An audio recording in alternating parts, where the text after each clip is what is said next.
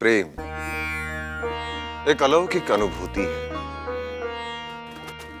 जीवन का मूल कारण। इसकी प्राप्ति के लिए मनुष्य अपने आप को भी भूल जाता है। इतना समझो कि मनुष्य और ईश्वर में प्रेम सेतु का काम करता है। खुदाबख्श गालिब ने एक खूब शेर कहा, तस्कीरा सोज़े मोहब्बत का किया था एक, तस्कीरा सोज़े मोहब्बत का किया था एक बार, तादम ए मर्ग जुबान से मेरी छाले ना गए। सुभान अल्लाह।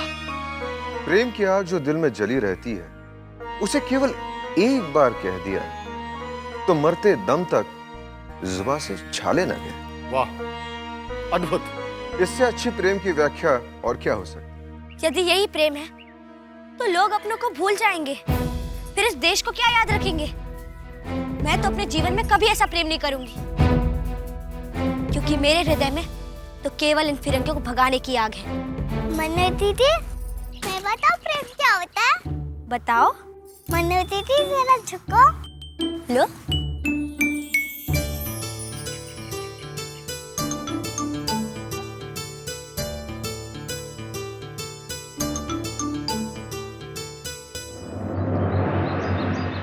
मात्र 40,000।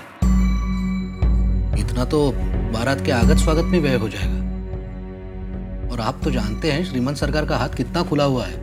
पर मुरुपन जी, हम कर भी क्या सकते हैं? पिछले साल फिरंगियों ने पेंशन भी तो पूरी नहीं भेजी।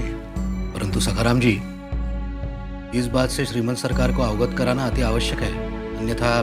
बाबा। आओ बेटे। बाबा, ये प्रेम क्या होता है?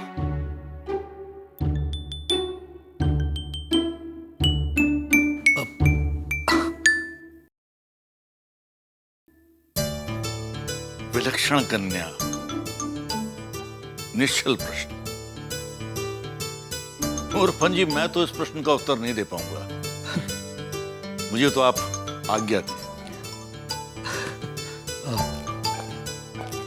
बाबा बताओ ना। पहले ये बताओ, ये प्रश्न तुम्हारे मन में आया कैसे? बाबा, नाना भाव कह रहे थे उन्हें वैशाली दीदी से प्रेम हो गया है।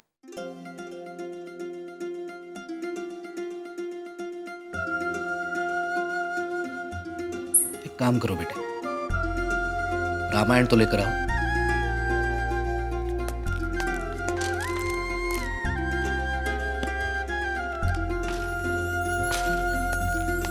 ये लीजिए।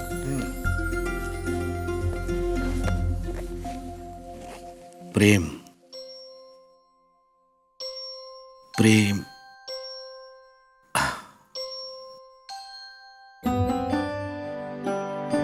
बेटे, तुम्हें प्रेम की व्याख्या समझाना बहुत कठिन है। जब बड़ी हो जाओगी अपने आप समझ जाओगी। परंतु इतना जान लो, जब मर्यादा पुरुषोत्तम श्री रामचंद्र जी ने पहली बार सीता माता को पुष्प वाटिका में देखा,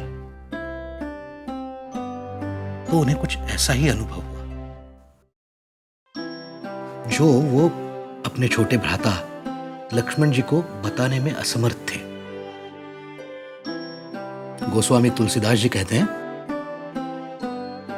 सीय देख शोभा सुख पावा, हृदय सराहत वचन न आवा। अर्थात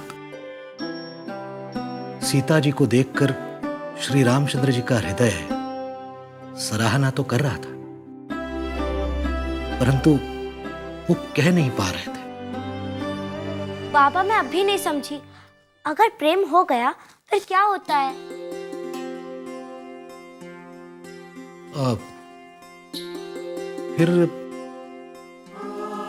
फिर विवाह हो जाता है, जैसे श्री रामचंद्र जी का सीता जी से हुआ। हो?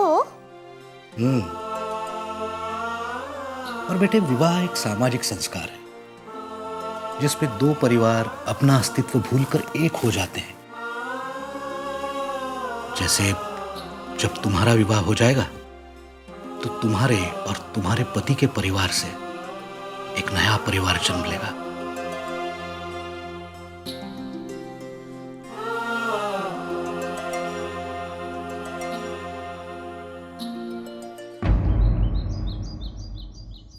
रामलीला में जो कुछ भी हुआ वो साधारण बात नहीं है, चिंता का विषय। दर्शकों में हम हिंदुस्तानियों के अलावा फिरंगी भी थे। क्या प्रभाव पड़ा होगा उन पर? यही तो वो चाहते कि हम आपस में लड़े। श्रीमंत सरकार, आप एक एक बात सत्य कह रहे हैं। आचार्य वादरायण का व्यवहार कटु से कटुतर होता चला जा रहा है। यहां आप एक शक्तिशाली मराठा होने के बावजूद उनसे विनम्रता से सिर झुकाकर मिलते हैं, वहीं आचार्य वादरायण सदैव आपको अपमानित करते रहते हैं। पापा साहब, हमारे मंदो दीदी ने वैशाली दीदी को बचा लिया। मनु,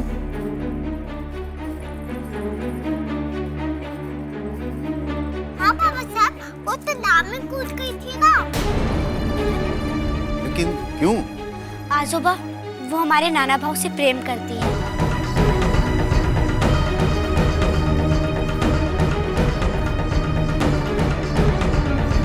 आजोबा, क्या वैशाली दीदी और नाना भाव का विवाह नहीं हो सकता? ये तो सामाजिक संस्कार है जिसमें दो परिवार अपना अस्तित्व भूलकर एक हो जाते हैं।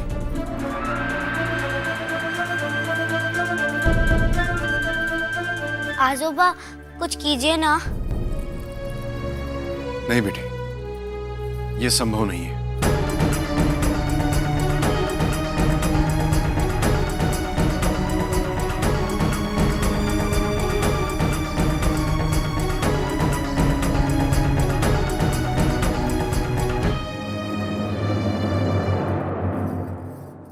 आपसे कुछ कहूं? बात तो मनु ने बिल्कुल सही कही है।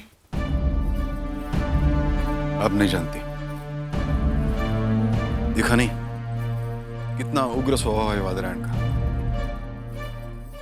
हमारे लिए उसके दिल में कितना क्रोध भरा है। क्रोध भरा है, लेकिन आपके लिए नहीं, बिठूर के पेशवा के लिए।